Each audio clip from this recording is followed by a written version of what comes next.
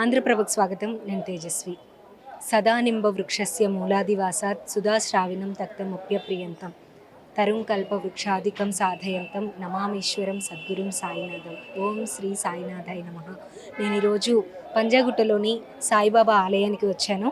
ఈ ఆలయంలో ఎంతో ప్రత్యేకత ఉంది. ఎన్నో మంచి కార్యక్రమాలు కూడా జరుగుతున్నాయి. అసలు ఆలయంలోకి ఎంటర్ అవుతుంటేనే మనకి ఎదురుగా విఘ్నేశ్వరుడు దర్శనమిస్తూ ఉన్నాడు. చక్కగా స్వామివారిని చూడగానే మనం ఏదైతే అనుకున్నామో ఆ పనులన్నిటికీ కూడా ఎటువంటి విఘ్నాలు లేకుండా పనులు పూర్తయ్యే విధంగా అనుగ్రహించే వినాయకుడు మనకి ఎదురుగా దర్శనమిస్తూ ఉన్నాడు. ఇక లోపలికి ఎంటర్ అయిన తర్వాత మనకి రైట్ సైడ్లో అయితే మనం స్వామివారికి కొబ్బరికాయ సమర్పిస్తాం కాబట్టి అది ఏర్పాటు చేయడం జరిగింది. మనకి ప్రతి ఆలయంలో కూడా బాబా ఆలయంలో తప్పకుండా బాబావారి పాదాలు ఉంటాయి. అలాగే బాబావారి దుని కూడా ఉంటుంది. ఆ దునిని అలాగే బాబావారి పాదాలని నమస్కరించుకున్న తర్వాత మనం లోపలికి ఎంటర్ అవుతాము. ఈ ఆలయంలో వచ్చేటప్పటికి ఏంటంటే మనకి ఫస్ట్ ఫ్లోర్లో టెంపుల్ అనేది ఉందన్నమాట. కింద గ్రౌండ్ ఫ్లోర్లో వచ్చేటప్పటికి ఒక ఆఫీస్ ఉంది. అలాగే ఒక ధ్యాన మందిరం అనేది ఏర్పాటు చేయడం జరిగింది. ఎవరైనా ధ్యానం చేసుకోవాలి అనుకుంటే ఆ ధ్యాన మందిరంలో ధ్యానం చేసుకోవచ్చు. అలాగే మనం ముందుగా ప్రదక్షిణ చేయాలి అనుకునే వాళ్ళు కిందనే ప్రదక్షిణ చేసుకోవాలి. కింద ప్రదక్షిణ చేసిన తర్వాత పైకి వెళ్ళి స్వామివారిని దర్శించుకుంటారనమాట. ఆ దర్శనం చేసుకునే ప్రదక్షిణ చేసే టైంలోనే మనకి దత్తాత్రేయ స్వామి కూడా అక్కడే దర్శనమిస్తూ ఉంటారు. ఆ తర్వాత మనం వచ్చి పైనకి వెళ్ళి బాబావారిని దర్శనం చేసుకుంటూ ఉంటాము. ముందుగా ఒకసారి ప్రదక్షిణ చేసుకొని వద్దాము. అలాగే దున్నిని బాబావారి పాదాలని దర్శనం చేసుకుందాం పదండి. నేను ఇంతకు ముందు చెప్పినట్లుగా మనం లోపలికి ఎంటర్ అయిన తర్వాత మనకి బాబావారి పాదాలు అలాగే దుని కూడా ఇక్కడ ఉన్నాయి. గ్రౌండ్ ఫ్లోర్లో ఉన్నాయన్నమాట. అయితే ఇక్కడ పాదాల దగ్గరికి ఎంటర్ అవుతుంటే ఒక బోర్డు అనేది ఏర్పాటు చేయడం జరిగింది. ఇందులో వచ్చేటప్పటికి ఈరోజు ఏదైతే కార్యక్రమాలు జరుగుతాయో ఆ కార్యక్రమాలన్నీ కూడా ఈ బోర్డు పైన క్లియర్గా మెన్షన్ చేయడం జరిగింది. ఇక తర్వాత లోపలికి వెళ్ళి బాబా పాదాలని దర్శించుకుందాం. బాబావారి పాదాలు ఇక్కడ ఉన్నాయి. చక్కగా బండ పైన మనం షిరిడీలోనే మనం బాబావారి పాదాలు దర్శనం చేసుకుంటున్నామా అనేంత అనుభూతి అయితే మనకి ఇక్కడ కలుగుతుంది. చక్కగా ఇక్కడ పాదాలని ఏర్పాటు చేయడం జరిగింది. బాబావారి నిలువెత్తు రూపాన్ని కూడా చక్కగా బాబావారు ఇక్కడే కూర్చొని ఉన్నారా అన్నట్లు లోపలికి కూడా పైన వరకు వెళ్ళలేని వాళ్ళు చక్కగా ఇక్కడే దర్శనం చేసుకోవచ్చు అనమాట. ఆ విధంగా ఏర్పాటు చేయడం జరిగింది. బాబావారి పాదాలని దర్శనం చేసుకొని కొంచెం ముందుకు రాగానే మనకి ఇక్కడ దుని ఉంటుంది. ప్రతి బాబా టెంపుల్లో షిరిడి సాయిబాబా టెంపుల్ అనగానే తప్పకుండా మనకి దుని అనేది ఉంటుంది. దుని బాబా టెంపుల్లో ఉంటే ఆ దునికి నమస్కారం చేసుకొని ఆ దునిలో నవధాన్యాలు కానీ లేదంటే కర్ర ముక్కలు కానీ ఇవన్నీ కూడా వేసి ప్రదక్షిణ చేసి నమస్కారం చేసుకుంటుంటారు. కానీ చాలామందికి అసలు దుని ఎందుకు ఉంటుంది, దానిలో ఉన్న ఆంతర్యం ఏంటి అనే విషయం అయితే తెలియదు. ఇక్కడ ఏంటంటే దునిలో మనకి అఖండ జ్యోతి అనేది ఎప్పుడు కూడా రేయింబవళ్ళు వెలుగుతూనే ఉంటుంది. ప్రతి ఆలయంలో కూడా ప్రతి బాబావారి ఆలయంలో కూడా అఖండ జ్యోతి అనేది రేయింబవలు వెలుగుతుంది. ఆ దునిలో మనకి సంబంధించిన పాపాలన్నీ కూడా సమర్పిస్తున్నాము అని చెప్పి ఆ విధంగా పీచు కానీ లేదంటే నవధాన్యాలు కానీ కొబ్బరికాయలు కానీ ఇవన్నీ కూడా అందులో సమర్పిస్తాం అన్నమాట. అంటే మనం చేసిన పాపాలన్నీ కూడా అందులో కాల్చి బూడిద చేస్తున్నాము అని చెప్పి అందులో ఉన్న అర్థం అనమాట. దునికి నమస్కారం చేసుకొని వచ్చిన తర్వాత ఆలయంలో అయితే మనకి పైన ప్రదక్షిణ చేయడానికి పాసిబిలిటీ లేదు. కావాలంటే కిందనే ప్రదక్షిణ అనేవి చేసుకోవాలన్నమాట. మనం గ్రౌండ్ ఫ్లోర్లో ప్రదక్షిణ చేసుకుని ఆ తర్వాత పైకి వెళ్ళి స్వామివారిని దర్శనం చేసుకుంటాము. ఈ ప్రదక్షిణ చేసే ప్రాసెస్లో మనకి ఇక్కడ ఒక హాల్ అనేది ఏర్పాటు చేయడం జరిగింది. ఈ హాల్లో మొత్తం కూడా బాబావారి ఫొటోస్ అన్నీ కూడా ఉన్నాయి. బాబావారు ఏ విధంగా ఉండేవాళ్ళు ఇవన్నీ కూడా ఇక్కడ ఏర్పాటు చేయడం జరిగింది. చక్కగా మనం చూడొచ్చు. బాబావారు ప్రతిరోజు కూడా భిక్షాటనకి వెళ్తూ ఉండేవారు కదా, దానికి సంబంధించిన ఫోటో కానీ బాబావారికి జరిగే పూజా కార్యక్రమాల గురించి కానీ బాబా దగ్గరికి వచ్చే భక్తుల గురించి కానీ వాటికన్నిటికీ సంబంధించిన ఫొటోస్ అన్నీ కూడా ఇక్కడ ఏర్పాటు చేయడం జరిగింది. అయితే ఇక్కడ ధ్యానం చేసుకునే వాళ్ళు ఎవరైతే ఉంటారో వాళ్ళందరూ కూడా ధ్యానం చేసుకుంటారు చక్కగా వచ్చి. అలాగే బాబావారి ఉయ్యాలను కూడా ఏర్పాటు చేయడం జరిగింది. బాబాకి తప్పకుండా గురువారం రోజున ఉయ్యాల సేవ అలాగే పల్లకి సేవ ఇవన్నీ చేస్తూ ఉంటారు. ఇక ఇందులో నుంచి బయటకు వెళ్ళిన తర్వాత మనం ప్రదక్షిణ చేసుకోవచ్చు అనమాట. ఇక్కడ చక్కగా ప్రదక్షిణ చేసుకోవచ్చు. మనం చూడొచ్చు మనం ఎన్ని చెట్లు ఉన్నాయో నీట్గా చాలా ప్రశాంతంగా ఉంది. అలాగే పైన కూడా ఈ ఫొటోస్ అన్నీ మనం చూసినట్లయితే చక్కగా బాబా ఫోటోలు ఈ ఫ్రేమ్స్ కూడా డిఫరెంట్గా ఉన్నాయి. చాలా యూనిక్గా డిజైన్ చేయడం కూడా జరిగిందనమాట. చక్కటి ప్రశాంతమైన వాతావరణంలో వైట్ కలర్లో ఈ ఫ్రేమ్స్ చూసుకుంటూ ప్రదక్షిణ చేసుకుంటూ వెళ్ళొచ్చు. అలాగే ఇక్కడ మనకి స్టెప్స్ కూడా ఏర్పాటు చేయడం జరిగింది. మనకి ఫ్రంట్ సైడ్ స్టెప్స్ ఉన్నాయి, అలాగే బ్యాక్ సైడ్ కూడా స్టెప్స్ ఉన్నాయి. రెండు వైపులా కూడా ఇటు నుండి కూడా ఎక్కి బాబాని దర్శనం చేసుకోవడానికి వెళ్ళొచ్చు, లేదంటే దర్శనం చేసుకునే వాళ్ళు బయటకు రావడానికి కూడా ఏర్పాటు చేయడం అనేది జరిగిందనమాట. ఇలా ప్రదక్షిణ చేసుకునే క్రమంలోనే మనకి బాబా అంటేనే దత్తాత్రేయుడి అవతారంగా కూడా చెప్తూ ఉంటారు. మనకి ఇక్కడ మనకి దత్తాత్రేయుడితో పాటు ఒకవైపున బాబా, మరోవైపు శివుడు, అలాగే నందీశ్వరుడు ఇక్కడ మనకి దర్శనమిస్తూ ఉన్నారు. కిందకి దిగి మనం ప్రదక్షిణ చేసే సమయంలో మనకి ఈ విధంగా దర్శనం అనేది జరుగుతుంది. చక్కగా ఈ ప్రదక్షిణ అనేది పూర్తి చేసుకున్న తర్వాత లోపలికి మనం ప్రవేశించవచ్చు ఆలయంలోకి. దత్తాత్రేయుడిని దర్శనం చేసుకున్న తర్వాత ఇంకా మనం మళ్ళీ మన ప్రదక్షిణ అనేది కంటిన్యూ చేస్తూ ఉంటాము. ఈ స్టెప్స్ వచ్చేటప్పటికి ఇందాక మనం చూసింది ఫ్రంట్ సైడ్ ఉన్న స్టెప్స్, బ్యాక్ సైడ్ కూడా ఇట్లా రెండు వైపులా ఆలయానికి రెండు వైపులా బ్యాక్ సైడ్ కూడా ఇలా స్టెప్స్ అనేవి ఏర్పాటు చేయడం జరిగింది. ఇటువైపు నుంచి కూడా బాబా వారిని దర్శనం చేసుకోవచ్చు. అలాగే దర్శనం చేసుకొని బయటకు వచ్చే వాళ్ళు ఆ స్టెప్స్ ద్వారా రావచ్చు అనమాట. చక్కగా ఇటు సైడ్ కూడా మనం చూడొచ్చు ఫొటోస్. ఇందాక మనం శ్రీరాముల వారిని చూసాము, సీతమ్మ తల్లిని. పైన మనం చూసినట్లయితే వైట్ కలర్ ఫ్రేమ్స్లో మనకి వినాయకుడు, లక్ష్మీదేవి, సరస్వతీదేవి వీళ్ళంతా కూడా చక్కగా దర్శనమిస్తూ ఉన్నారు. ముఖ్యంగా ఇక్కడ రావి చెట్టు కూడా ఉంది. చాలా పెద్ద మహావృక్షం ఇది. చాలా పెద్ద వృక్షం అనేది ఇక్కడ ఉంది. చాలామంది ఇక్కడ పూజలు చేయడం కానీ, దేవుడికి సంబంధించిన దీపారాధన చేయడం కానీ ఇక్కడ చేస్తూ ఉన్నారనమాట.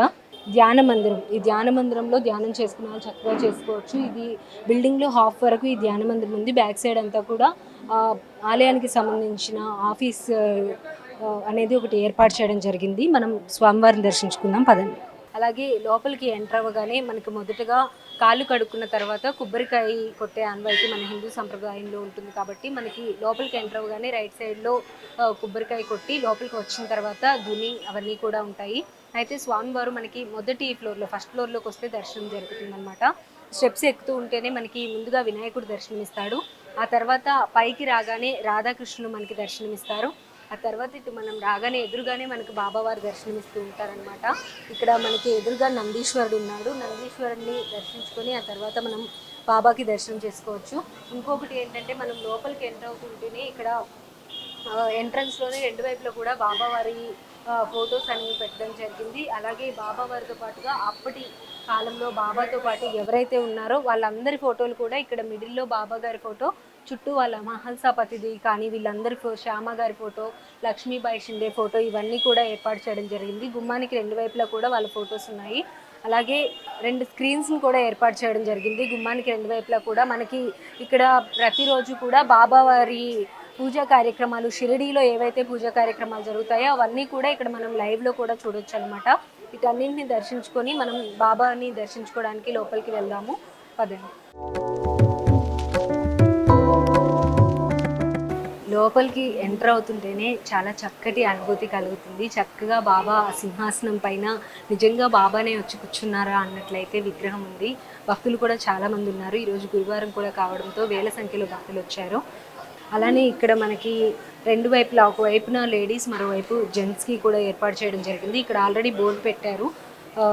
మనం రాగానే లెఫ్ట్ సైడ్ నుండి లేడీస్ వెళ్ళాలి, రైట్ సైడ్ నుండి జెంట్స్ వెళ్తారు. అంటే ఎవరికి ఎటువంటి ఇబ్బంది లేకుండా దర్శనం అనేది సజావుగా సాగడం కోసం ఈ విధంగా ఏర్పాటు చేయడం జరిగింది అనమాట. అసలు లోపలికి ఎంటర్ అయిన తర్వాత బాబాకి రెండు వైపులా మళ్ళీ ఫొటోస్ అనేవి ఏర్పాటు చేయడం జరిగింది. శ్రద్ధ అలాగే సబూరి అని చెప్పి రాయడం జరిగింది అక్కడ. అంటే బాబా దగ్గర ఎప్పుడూ కూడా బాబా చెప్తూ ఉంటారు శ్రద్ధ అలాగే సబూరి అని చెప్పి. ఎప్పుడైనా సరే సహనం అనేది తప్పకుండా ఉండాలి. మనం ఏ కోరికైనా సరే వెంటనే కోరుకుంటే అది వెంటనే నెరవేరితే మనకి కూడా అంటే పెద్దగా వాల్యూ ఉండదు, వెంటనే వచ్చేస్తుంది కదా అన్నట్టుంటుంది. ఎప్పుడైనా కూడా సహనంతో ఉంటేనే మనకు ప్రతి దాని యొక్క వాల్యూ కూడా మనకు తెలుస్తూ ఉంటుంది. కాబట్టి బాబా మొదటి నుండి కూడా శ్రద్ధ సబూరి అని చెప్తూ ఉండేవాళ్ళు అనమాట. ఇక లోపలికి ఎంటర్ అవ్వగానే బాబాని దర్శనం చేసుకుంటే బాబా యొక్క మూర్తి కానీ, బాబా గారు కూర్చున్న సింహాసనం కానీ, ఆ బ్యాక్గ్రౌండ్ కానీ అదంతా చూస్తుంటే కన్నుల విందుగా ఉంది. అలాగే మనస్సు సంతృప్తిగా కూడా ఉంటుంది. భక్తులందరికీ కూడా ఒకసారి బాబాని, ఆ సుందరమూర్తిని దర్శనం చేసుకోగానే వాళ్ళకున్న ప్రాబ్లమ్స్ అన్నీ కూడా ఆయన సాల్వ్ చేసేస్తారు, వాళ్ళ జీవితంలో ప్రశాంతతని తీసుకొస్తారు అనే నమ్మకం అయితే తప్పకుండా వస్తుందని చెప్పాలి.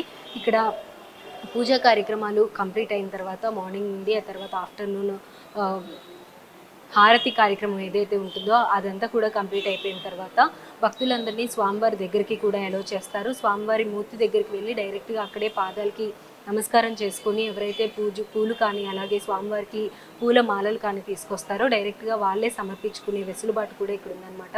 చక్కగా స్వామివారి దగ్గరికి వెళ్ళి దర్శనం చేసుకొని పాదాలకి నమస్కారం చేసుకొని ప్రశాంతంగా స్వామివారికి మొక్కుకొని ఆ తర్వాత మనం బయటికి రావచ్చు. ఇంకా కిందకి వచ్చినట్లయితే అక్కడ ఈరోజు గురువారం రోజు కాబట్టి అన్నదాన కార్యక్రమం కూడా ఏర్పాటు చేయడం జరిగింది. అన్నదాన కార్యక్రమం కూడా ఎంతో చక్కగా నిర్వహిస్తూ ఉన్నారు. ఎవరికి వచ్చిన ప్రతి ఒక్కరికి ఎటువంటి ఇబ్బంది కలగకుండా అందరికీ చాలా చక్కగా మంచి ప్రొసీజర్లో అయితే ఈ కార్యక్రమం అంతా కూడా జరుగుతుంది. ఇంతే కాకుండా ఈ ఆలయానికి సంబంధించి ఎన్నో మంచి కార్యక్రమాలు కూడా జరుగుతున్నాయి. అలాగే ఈ ఆలయానికి సంబంధించి ఒక మల్టీ స్పెషాలిటీ హాస్పిటల్ కూడా ఉంది. ఈ హాస్పిటల్ గురించి కానీ అలాగే ఆలయంలో జరిగే పూజా కార్యక్రమాలు కానీ ఇంకా మరికొన్ని కార్యక్రమాలు కానీ అసలు ఏ విధంగా జరుగుతాయి, ఏ సమయంలో ఎటువంటి పూజా కార్యక్రమాలు జరుగుతాయి, ఇవన్నీ కూడా మనం తెలియజేయడానికి మనతో పాటు ఆలయ సెక్రటరీ గారు ఉన్నారు. ఆయన్ని వెళ్ళి డీటెయిల్స్ అన్నీ కూడా కనుక్కున్నాము. పదండి.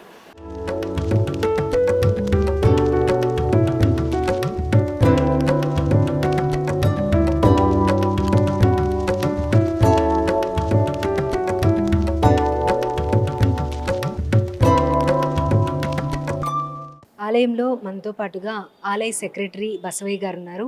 నమస్కారం బసవయ్య గారు. సార్, ఇక్కడ పూజా కార్యక్రమాలు ఏ విధంగా జరుగుతాయి, అసలు టెంపుల్ ఎప్పుడు స్టార్ట్ అయింది, అవన్నీ డీటెయిల్స్ చెప్తారా? చెప్తాను డీటెయిల్. మేము యాక్చువల్గానమ్మా బిఫోర్ 1987 అదే బిఫోర్ 1983 ఇక్కడ కొంత పోర్షన్ ఈ సెంట్రల్ పోర్షన్ వరకు 2 స్లాబులు వేరే ఒకళ్ళు వేసిపోయారు. వేసిపోయిన తర్వాత అది ఆగిపోయింది. ఆగిపోతే బాబా గారు ఏం చేశారంటే నాకు స్వప్న దర్శనం ఇచ్చి నన్ను కంప్లీట్ చేయమన్నాడు. తర్వాత నేను వచ్చాను. మాకు రత్నం గారని ఐఏఎస్ ఆఫీసర్ ఉండేవాడు ప్రెసిడెంట్గా ఇక్కడ. సో ఆయనేమో వాళ్ళని పట్టుకొని డబ్బులు తెస్తుండేవాడు. నేనేమో ఈ ఎగ్జిక్యూషన్ కంప్లీట్ చేసేసి ఓపెన్ చేసాం. ఎప్పుడు ఓపెన్ చేసామంటే 1987లో ఓపెన్ చేసాం. సో ఓపెన్ చేసిన తర్వాత ఏంది, వాళ్ళు ఈ స్లాబ్లు వేసిన వాళ్ళు వచ్చి ఇది మాది అన్నారు అని వాళ్ళకి హ్యాండ్ ఓవర్ చేసాం. సో మమ్మల్ని కూడా కమిటీలో చేర్చుకున్నారు. ఇది అయిన తర్వాత ఏమైందంటే నన్ను బాబా గారు చాలా ఆయనకి ఏది కావాలన్నా ఆయనే చేసుకుంటాడు, మాకు ఎవ్వడికి సంబంధం లేదు. ఆయన ఉద్దేశం ఏంది, ఈ గుడి తరఫున మంచి మెడికల్ సర్వీసెస్ కావాలా, ప్రజలకు ఉపయోగపడాలా. ఆయన ఉండడం కూడా ఆయన మెడికల్ సర్వీస్, పాపం అడవుల్లో తిరిగి మూలికలు తెచ్చి నయం చేసేవాడు. తర్వాత పవర్ఫుల్ అయిపోయినాక విభూది పూసి నయం చేసేవాడు. ఆ రకంగా ఆయన సేవ చేస్తుండేవాడు. సో ఆ సేవే కంటిన్యూ కావాలి ఆయన ఉద్దేశంలో. అందుకోసం నన్ను ఏం చేశాడంటే అమెరికా పంపించాడు. 87 ఏప్రిల్లో ఓపెన్ చేసాము. 87 సెప్టెంబర్కి నన్ను అమెరికా పంపించాడు. ఎందుకు పంపించాడు అంటే నేను ఆర్కిటెక్చర్ స్ట్రక్చరల్ ఇంజనీర్. అక్కడికి వెళ్ళాను. వెళ్ళి ఒక ఎన్ఆర్ఐ ప్రాజెక్ట్కి ఒక పెద్ద హాస్పిటల్ ప్లానింగ్ చేద్దామని వెళ్ళాం. సో హాస్పిటల్ ప్లాన్ చేసాము. తర్వాత 3 నెలలు అడుండి నేను అన్ని హాస్పిటల్ చూసి అసలు హాస్పిటల్ మేనేజ్మెంట్ ఎట్టుంటుంది అవన్నీ చూసుకొని, అప్పుడు రెస్ట్రిక్షన్స్ ఉండేవి కావు యుఎస్లో. సో అవన్నీ చేసేసి నేను వచ్చేసాను ఇండియాకి. వచ్చిన తర్వాత ఏం చేసాము, మేము ఈయన 11 years చేశారు వీళ్ళు మధ్యలో. ఆ 11 yearsలో అయిపోగానే నన్ను మళ్ళీ సెక్రటరీ చేశారు. నన్ను సెక్రటరీ చేయగానే నేనేం చేశానంటే, అప్పుడు వాళ్ళు మిగిలిచ్చింది ఎంత అని చూస్తే ఒక 25 lakhs అంత ఉండింది. అందులో 19 లక్షలు పెట్టి ఆ పక్కన ఫ్లాట్ కొన్నాం. కొని తర్వాతనేమో ఒక 3 లక్షలు పెట్టి వెనక బిల్డింగ్ కట్టాం. తర్వాత ఇంకొక 3 లక్షలు ఒక న్యూయార్క్లో డాక్టర్ నోరి దత్తాత్రేయ అని చాలా ఫేమస్ డాక్టర్, ఆయన సాయిబాబా టెంపుల్ కడితే ఆయనకి విగ్రహం మా గుడి తరఫున పంపించాం. సో ఆ అమౌంట్కి బ్యాలెన్స్ ఉంటే ఆ 3 lakhs అయిపోయింది, 0 మిగిలింది. అని నన్ను 1998లో చేశారు సెక్రటరీగా ఏప్రిల్లో. నేను 2000 కల్లా ఏం చేశానంటే, అది చూసి వచ్చాను కదా ఎన్ని ఇయర్స్లో అన్నీ. ఇక్కడ చక్కగా ఈ ల్యాబు, మన డెంటల్, తర్వాత డాక్టర్స్ ఫ్రీ కన్సల్టేషను. ల్యాబ్లో ఏమంటే మంచి ఇంపోర్టెడ్ మిషన్, రోస్ట్ మిషన్ అని ఉండేది. దాని మీద చేసి బ్లడ్ టెస్ట్, యూరిన్ టెస్ట్ 10 రూపాయలకి ఇచ్చేవాళ్ళం. ప్రపంచంలో ఎక్కడ ఉండేది కాదు, అందరూ వండర్ అవుతుండేవాళ్ళు. తర్వాత ఏమో అల్ట్రాసౌండ్ అని ఉంటుంది, కొంత లేడీస్కి, ప్రెగ్నెంట్ లేడీస్కి ముఖ్యం, ముసలి వాళ్ళకి అందరికి ముఖ్యం. సో అది 75 రూపాయలకి చేసి 70 రూపాయలు డాక్టర్కి ఇచ్చేవాళ్ళం. చాలా ఎక్స్పర్ట్ డాక్టర్ ఆయన కూడా. ఇట్లా తర్వాత ఒక 35 మంది డాక్టర్లు, లైక్ బాలపరమేశ్వరరావు అండ్ పెద్ద పెద్ద డాక్టర్లు వచ్చి అక్కడ ఫ్రీ కన్సల్టేషన్ ఇచ్చేవాళ్ళు మేము చేస్తున్న సేవలకి. తర్వాత మేము ఇంత తక్కువలో చేస్తున్నామని ఈ లుసిడ్ వాళ్ళు, మీరు చాలా సేవ చేస్తున్నారని, వాళ్ళు కూడా మీ పేషెంట్కి మేము 50%కే సర్వ్ చేస్తామని వాళ్ళ రేట్ల కంటే 50% ఈ రోజు వరకు కూడా వాళ్ళు చేస్తున్నారు. ఈ రకంగా అందరికి ఉపయోగపడింది. నేను తిరిగి రాగానే ఏమైందంటే, ఈ కామినేని హాస్పిటల్స్ అని ఉన్నాయి. ఫస్ట్ ఎల్బీ నగర్లో ఉంది పెద్ద హాస్పిటల్, అది నేనే చేసి పెట్టాను వాళ్ళకి. అదైన తర్వాత సిటీ హాస్పిటల్, నార్కెట్పల్లిలో కూడా హాస్పిటల్ ఉంది, అక్కడ మెడికల్ ఇవన్నీ నేనే చేసి పెట్టే వాళ్ళకి. సో ఎక్స్పీరియన్స్ కూడా వచ్చిందంటే ఆయన ప్లాన్ చేసుకుంటాడు. ఏది ముందు ఏమో పోయి నేర్చుకురమ్మన్నాడు, వచ్చిన తర్వాత అది చేసి ఎక్స్పీరియన్స్ తెచ్చుకోమన్నాడు. తర్వాత ఏం చేశాడు, మీన్ వైల్ మా వాళ్ళు కొంత ల్యాండ్ కొన్నారు, నేను కొంత ల్యాండ్ కొన్నాను. అంత కలిపి 14.5 ఎకరాల ల్యాండ్ నార్సింగ్లో కొన్నాం. అప్పుడు 5 లక్షల లెక్కన కొనేసి మేము దాన్ని తర్వాత చుట్టూ కాంపౌండ్ వాళ్ళు బ్యూటిఫుల్గా డెవలప్, ఒక 6 కొండలు కొట్టేసి ఒక 3,000 లారీలు మట్టి తోలిచ్చి దాన్ని అన్నీ లెవెల్ చేసి అన్ని బిల్డింగ్స్కి అప్లై చేశాం గవర్నమెంట్కి. సరే వాళ్ళు ముందు 3 కోట్లు కట్టమన్నారు, తర్వాత లక్కీగా 1 కోటికి ఒప్పుకున్నారు గవర్నమెంట్. 1 కోటి కట్టేసేసి బిల్డింగ్స్ అన్నీ స్టార్ట్ చేసాం. 6 బిల్డింగులు, 4 స్టోరీడ్ బిల్డింగులు పెద్ద హాస్పిటల్కి కట్టేసాం. కట్టిన తర్వాత దాంట్లో ఎక్విప్మెంట్ కావాలి కదా. ఇప్పుడు best equipment in the world, ఇప్పుడు ఎంఆర్ఐ అని ఉంటుంది, ఎంఆర్ఐ సీమెన్స్ అని ఉంటారు, వాళ్ళది best in the world. So 4.25 crores పెట్టి వాళ్ళది కొన్నాం. తర్వాత ఫిలిప్స్ వాళ్ళది సిటీ స్కాన్ అని ఉంటుంది, అది 1,50,00,000 పెట్టి వాళ్ళది కొన్నాం. అన్నీ ఆల్ ఎక్విప్మెంట్స్ అన్నీ కొనేసాం అనమాట. అంతా ఒక 60 కోట్లు ఖర్చు పెట్టాం. ఏది 26 ఏళ్లలో నేను నాకు హ్యాండ్ ఓవర్ చేసిన తర్వాత సున్నా మిగిలింది కదా, ఈ సున్నా నుంచి డెవలప్ చేసుకుంటా తీసుకుపోయి బ్యాంకులో వేసేది, వడ్డీలు తెచ్చుకునేది, అట్లా ఒక 60 కోట్లు సంపాదించి ఈ 60 కోట్లు అక్కడ ఖర్చు పెట్టేస్తాం. ఇప్పుడు రెడీగా ఉంది హాస్పిటల్. ఆల్రెడీ మేము రేడియాలజీ అని ఉంటుంది, ఎంఆర్ఐ, సిటీ స్కాన్ ఇవన్నీ చేస్తున్నాము. క్యాత్ ల్యాబ్కి కూడా ఆర్డర్ ఇచ్చాము. తర్వాత 4 ఆపరేషన్ థియేటర్స్ రెడీగా ఉన్నాయి, 4 ఐసీయూ యూనిట్స్ రెడీగా ఉన్నాయి, 350 బెడెడ్స్ హాస్పిటల్ కింద కన్వర్ట్ చేసాము. అంత రెడీగా ఉందన్నమాట. సో బాబా గారి కోరిక అనమాట, ప్రజలకి సేవ చేయాలా, హాస్పిటల్ ఏది ముఖ్యంగా మెడికల్ సర్వీస్ చేయాలని ఆ రకంగా చేయించుకుంటున్నారండి. ఇదైన తర్వాత ఇక్కడేమో మేము ఇదంతా ఒక 2 కోట్లు ఖర్చు పెట్టి ఈ 6 నెలల కిందట రెనోవేట్ చేసాం. శుభ్రంగా కొత్త పర్ఫెక్ట్ న్యూ కింద మీరు ఒకసారి చూస్తే అవుట్ సైడ్ కూడా చూస్తే చాలా బ్యూటిఫుల్గా తయారు చేసాం. సో ఇది ఈ history of this temple and hospital. ముఖ్యంగా మనకి మెడికల్ సర్వీస్ అనేది చాలా మందికి చాలా ఇబ్బంది పడుతూ ఉన్నారు. మేము ఇప్పుడు చూశారు మీరు, అన్నదానం బొచ్చిన మందికి పెడుతున్నాం, కానీ అన్నం తినలేకుండా బతికే వాళ్ళు ఈ రోజుల్లో లేరు. వెనకటి రోజుల్లో కరువులు వచ్చినాయి, బాబా గారు ఉండగానే వార్ వచ్చింది, సెకండ్ వరల్డ్ వార్. సో ఆ రోజుల్లో తిండికి చాలా ఇబ్బందులు పడేవాళ్ళు, తిండి దొరికేది కాదు. అందుకని ఆయన అన్నదానానికి ఎక్కువ ప్రిఫరెన్స్ ఇచ్చేవాళ్ళు. ఈయన ఈ గుడిలో అందరూ కూడా ఆయన అప్పుడు ప్రిఫరెన్స్ ఇచ్చారని అన్నదానం పెట్టి మొదలు పెట్టేస్తారు. మేము కూడా అన్నదానం చేస్తున్నాం. ఎవ్రీ థర్స్డే మేము అన్నదానం భోజనం మంది, ఇవాళ 600 మందికి భోంచేశారు, చక్కటి భోజనం. అది అట్లా చేస్తాం. కానీ ఇప్పుడు జబ్బులు ఉన్నాయి అనుకోండి, ఇప్పుడు ఎవరికైనా ఒక పేషెంట్ ఒక మనిషికి ఒక జబ్బు వస్తే అది నరకమే నిజం చెప్పాలంటే. వాడు ఆ జబ్బు తగ్గితే ఇంట్లో వాళ్ళకి నరకమే, వాళ్ళకి నరకమే. వాళ్ళు మందులు కొనాలా, ఇప్పుడు హాస్పిటల్కి పోతే బొచ్చెంత ఖర్చు అయిపోతుంది. సో ఇవన్నీ కూడా అసలు ఎట్లా ఉందంటే ఈ మొత్తం ప్రపంచం అది ఒక నరకం అనుకోవాలి. జబ్బు రావటం అనేది ఒక నరకం అనుకోవాలి. దాన్ని అవాయిడ్ చేయడానికి మేము ఇవన్నీ స్టార్ట్ చేసాం. ఇది 2000 నుంచి మేము నేను చెప్పా ఇందాక ఆ రేట్లు అటు పెట్టి ఎక్కడ ఎవడు ఈలేడు ఈ ప్రపంచం.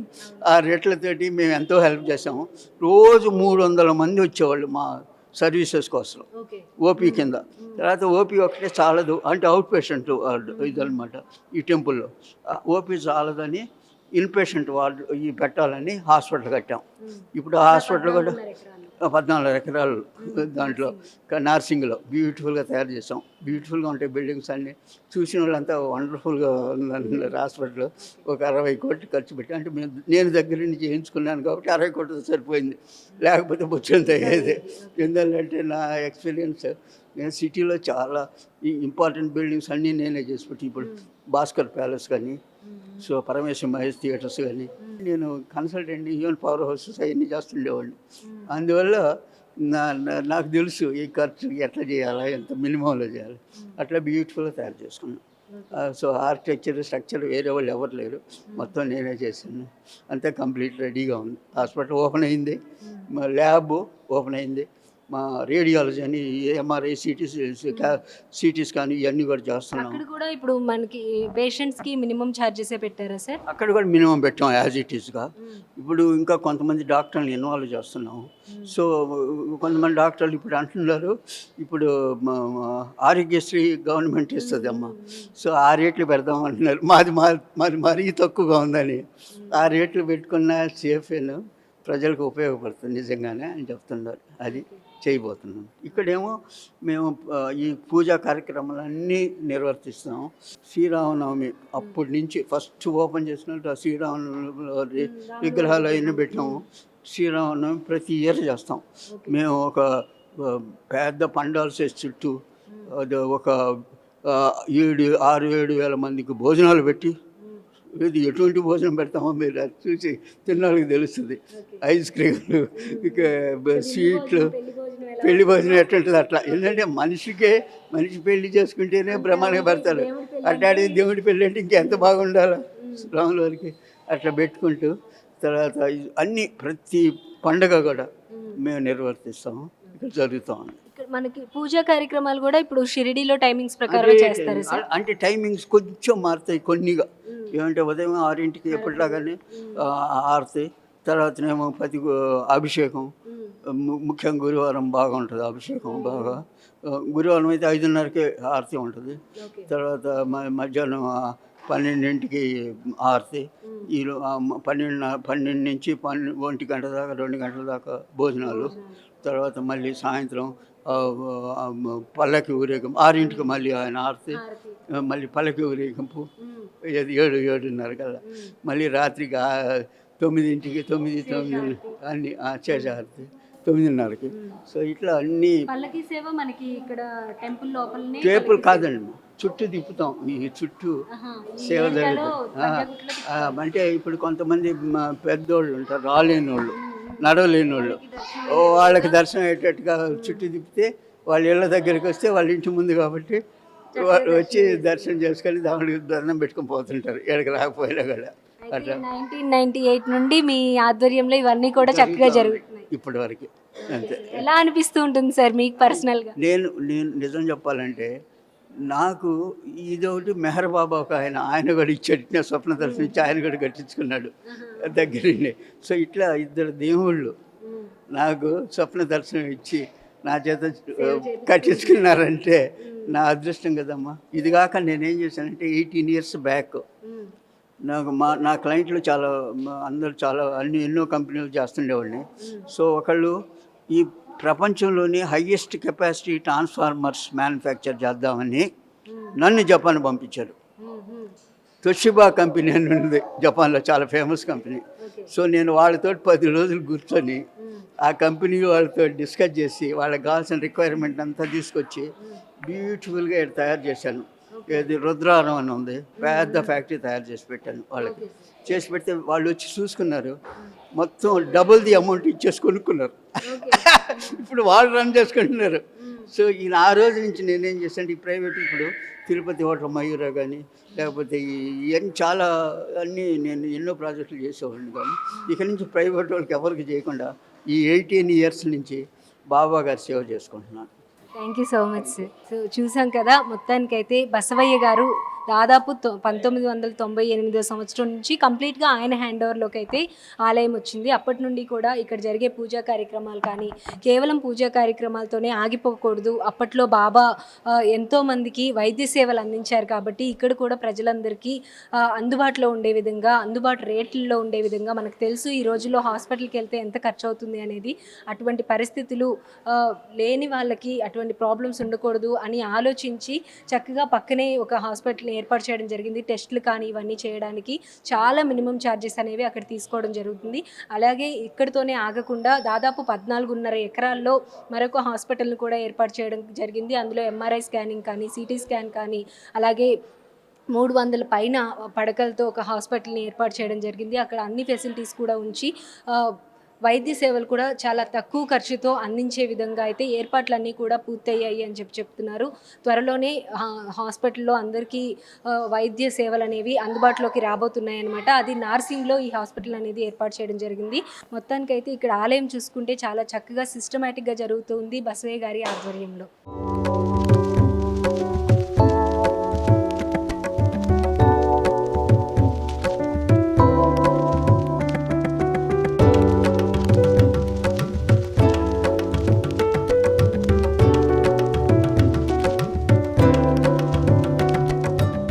మనతో కొంతమంది భక్తులు ఉన్నారు, వాళ్ళతో మాట్లాడదాం. నమస్తే అండి, మీ పేరు? చక్రవర్తి అండి. చక్రవర్తి. చక్రావతి. ఓకే, రెగ్యులర్గా వస్తూ ఉంటారా టెంపుల్? ఇక్కడ నిమ్స్ హాస్పిటల్లో పాపని జాయిన్ చేసామండి 2006లో. గురువారం ఈ బాబాయ్ గుడికి వచ్చిందండి. హార్ట్ ఆపరేషన్ సక్సెస్ అయిందండి, బాగా చాలా బాగుంది. ఆ పాపకు ఇప్పుడు మ్యారేజ్ కూడా అయింది. అందరికీ పెద్ద ఆపరేషన్ అవుతున్నాయి ఇప్పుడు రోజుల్లో.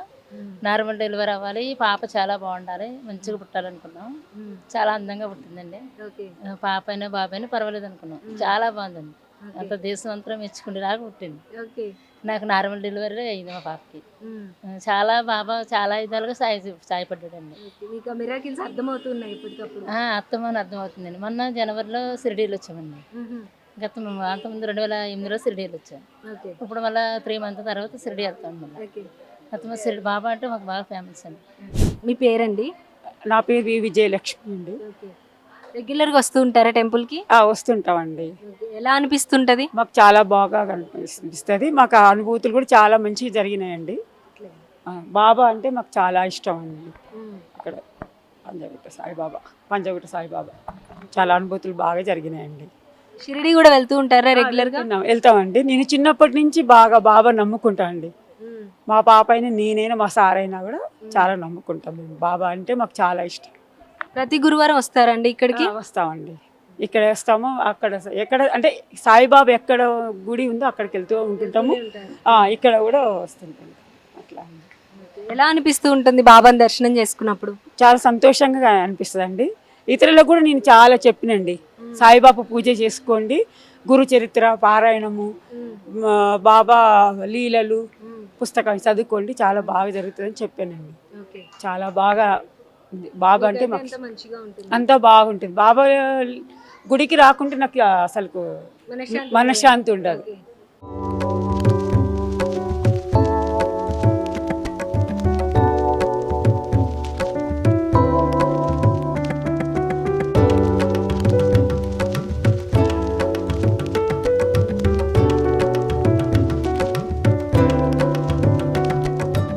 మనకి ఆలయంలో పూజా కార్యక్రమాలు ఎప్పుడు జరుగుతాయి, ఏ సమయంలో జరుగుతాయి, ఏ టైం వరకు ఆలయం తెరిచి ఉంటుంది, దర్శనం ఎప్పటి వరకు జరుగుతుంది, ఈ వివరాలన్నీ తెలుసుకోవడానికి మనతో పాటు ఆలయ ప్రధాన అర్చకులు శర్మ గారు ఉన్నారు, ఆయనతో మాట్లాడదాం. నమస్కారం గురుగారు. పూజా కార్యక్రమాలు ఏ టైంలో జరుగుతాయి, అలాగే ఏ టైం వరకు ఆలయం తెరిచి ఉంటుంది, దర్శనం భాగ్యం ఎప్పుడు ఉంటుంది, అవన్నీ చెప్తారా? 87 ఏప్రిల్ 4 మా చక్కరి గారు చెప్పే ఉంటారు ఎప్పుడు ప్రారంభం చేసింది అన్నీ కూడా. అప్పటి నుంచి కూడా ప్రతిరోజు పొద్దున పూట బాబా గారికి కాడ హారతి 6 గంటలకి, తదుపరి తర్వాత హారతి అయిపోయిన బాబా గారికి అంకార హారతి అయిపోయిందా 7:30కి 7:30కి అభిషేకం, చిన్న గ్రహాలకు అభిషేకం చేస్తాం. అభిషేకం అయిన నుంచి 9 దగ్గర నుంచి 9 దగ్గర నుంచి 10 గంటకి అష్టోత్తరాలు, మధ్యాహ్నం లాస్ట్ అర్చన 11:30కి 11 అయిపోయిన తర్వాత 12 గంటలకు హారతి ఉంది, మధ్యాహ్నం హారతి. మళ్ళీ అంటే మన కరోనా రాకముందు బంద్ చేసేవాళ్ళం, ఆయం మూసేసేవాళ్ళం 1 గంటకి, మళ్ళీ సాయంత్రం 4కి తెచ్చేవాళ్ళం, మళ్ళీ 4 సహస్రనామార్చన, మళ్ళీ సాయంత్రం 5 అష్టోత్తరం, 6 గంటలకి సాయంత్రం హారతి ఉంటుంది. మళ్ళీ తర్వాత 7 గంటలకి మళ్ళీ ప్రతి అరగంటకి కూడా బాబా గారి అష్టోత్తరాలు చేస్తుంటాం. 9 గంటలకి హారతి. 9 హారతి అయిపోయిన తర్వాత ఆలయం బంద్ చేసేవాళ్ళం. ఈ కరోనా అయిన తర్వాత అయిన దగ్గర నుంచి ఈ ప్రతిరోజు ప్రతి నెల ప్రతి ఇద్దరికి ఫస్ట్లో అయితే అన్నా ప్రతిరోజు ఎవరికి ఎప్పుడు వీలుంటే అప్పుడు సాయి వ్రతం చేసేవాళ్ళం. తర్వాత అట్ట కాదని చెప్పేసి ప్రతి పౌర్ణమికి సాయి వ్రతం చేస్తుంటాము. ప్రతి పండగలు అంటే నవరాత్రులకి గణపతి నవరాత్రులు ఉత్సవాలు చేస్తుంటాం. గణపతి నవరాత్రులు 9 రోజులు కూడా, అమ్మవారి నవరాత్రులు 9 రోజులు కూడా పొద్దున పూట అమ్మవారి పూజ, సాయంత్రం కూడా హోమాలు దేవ హోమాలు చేస్తుంటాం. తర్వాత ప్రతి ఈ నెల ఇప్పుడు ప్రతి గురు పౌర్ణమి, ప్రతి దత్త పౌర్ణమి, తర్వాత శ్రీరామనవమి ఇవి ఉత్సవాలు బాగా చేస్తుంటాం. ప్రతి గురువారం కూడా అన్నదానం జరుగుతుంటుంది. ప్రతి పౌర్ణమికి వ్రతాలు ఇవి జరుగుతుంటాయమ్మా. ఇప్పుడు ప్రతి పూట 5కి తెలుస్తాము. 6కి ఆ దగ్గర నుంచి రోజు సాయంత్రం పూట 9 నైట్ 9 హారతి అయిపోయిన దాకా ఈ మందిరం తెరిచే ఉంటుంది పొద్దురికి. ఇప్పుడు గురువారం రోజున పొద్దున పూట బాబా గారికి 5 కాకడ హారతి, 6 గంటలకు బాబా గారి పంచామృత అభిషేకం చేస్తున్నారు. ఈ అభిషేకంలో భక్తులందరూ కూడా పాల్గొంటారు. భక్తుల చేత మేము పాలు పోయిస్తాం. భక్తుల ప్రతి కూడా పాలు పోయిస్తాం. తర్వాత సంస్థాన పూజ, వాళ్ళందరూ పోయిన తర్వాత సంస్థాన పూజ చెప్పేసి చేయడానికి భక్తులు కొంతమంది పిలిచి వాళ్ళ చేత పూజ చేసి వాళ్ళ చేత ప్రసాదాలు ఇచ్చేసి ఇక చేస్తాం. గురువారం సాయంత్రం పూట 7 దగ్గర నుంచి 8 వరకు భజన కార్యక్రమం జరుగుతుంది. ప్రతి గురువారం సాయంత్రం పూట 7 పల్లకి సేవ జరుగుతుంది. పల్లకి ఊరేగింపు ఈ కాలనీ మొత్తం కూడా 1 గంట సేపు ఊరేగిస్తాం. పల్లకి బాబా గారి విగ్రహం పెట్టుకొని పాదకులు పెట్టుకొని పల్లకీలు ఊరేగిస్తాం. తర్వాత భక్తులు కూడా పాల్గొంటారు. ఈ మామూలుగా సాయంత్రం కూడా నైట్ హారతి బంద్ చేస్తాం. ఇది కాకుండా ప్రతి ఆదివారం సాయంత్రం పూట హారతి అయిన తర్వాత 7 గంటలకి భజన కార్యక్రమం ఉంటుంది. ప్రతి గురువారం ఆదివారం కూడా హారతి ఒక భజన కార్యక్రమం ఉంటుంది. భక్తులు పాల్గొంటారు. ఇక చేస్తుంటారు. ఇది. ధన్యవాదాలు గురుగారు, చక్కగా వివరించారు కార్యక్రమాలన్నీ కూడా. ధన్యవాదాలు. ఇది విషయం. మొత్తానికి వచ్చేటప్పటికి పూజా కార్యక్రమాలు అనేవి ఈ విధంగా జరుగుతూ ఉంటాయి. మార్నింగ్ 6 o'clockకి స్టార్ట్ అయ్యి అలాగే స్వామివారికి అభిషేకాలు కానీ ఆ తర్వాత మనకి షిరిడీలో ఏ విధంగా అయితే హారతులు జరుగుతాయో ఆ టైమింగ్స్ ప్రకారం ఇక్కడ కూడా హారతి కార్యక్రమాలు జరుగుతూ ఉంటాయి. అలానే మనకి ఆలయంలో బయట వైపున స్క్రీన్స్ కూడా 2 స్క్రీన్స్ని కూడా ఏర్పాటు చేయడం జరిగింది. ఆ స్క్రీన్స్లో మనకి షిరిడీలో జరుగుతున్న పూజా కార్యక్రమాలు ఏవైతే ఉంటాయో అవన్నీ కూడా లైవ్లో మనకి కనిపిస్తూ ఉంటాయి. అలాగే వచ్చిన ప్రతి భక్తుడు కూడా స్వామివారిని దూరం నుంచే కాకుండా దగ్గరగా ఇక్కడికి వచ్చి స్వామివారిని పట్టుకొని స్వామివారి పాదాలు పట్టుకొని నమస్కారం చేసుకొని చక్కగా మనస్ఫూర్తిగా దండం పెట్టుకొని వెళ్ళొచ్చు అనమాట. అంతేకాకుండా ఉదయం అభిషేకం జరిగే టైంలో భక్తులు వస్తే కనుక ఆ టైంలో వాళ్ళతో కూడా స్వయంగా అభిషేకం చేపిస్తాము అని చెప్పి పంతులు గారు చెప్తూ ఉన్నారు. చక్కగా స్వామివారికి స్వయంగా మనమే అభిషేకం చేయాలి అనుకుంటే పంజాగుట్లో ఉన్న శ్రీ సాయిబాబా ఆలయానికి రావచ్చు. కేవలం పూజా కార్యక్రమాలు మాత్రమే కాకుండా ఇక్కడ ఎన్నో ధార్మిక కార్యక్రమాలు మంచి మంచి కార్యక్రమాలు కూడా జరుగుతూ ఉన్నాయి. ఎవరైనా సరే బాబాని దర్శించుకోవాలి అనుకుంటే కనుక షిరిడి వరకు వెళ్ళలేని వాళ్ళు చక్కగా దక్షిణ షిరిడిగా పేరుగాంచిన మన పంజాగుట్ట ఆలయంలో అయితే వచ్చి బాబావారిని దర్శనం చేసుకొని బాబావారి ఆశీస్సులు పొందండి. ఇది ఇవాల్టి కార్యక్రమం. మరొక చక్కటి ఆలయంతో మళ్ళొకసారి కలుద్దాం. అంతవరకు చూస్తూనే ఉండండి ఆంధ్రప్రభ.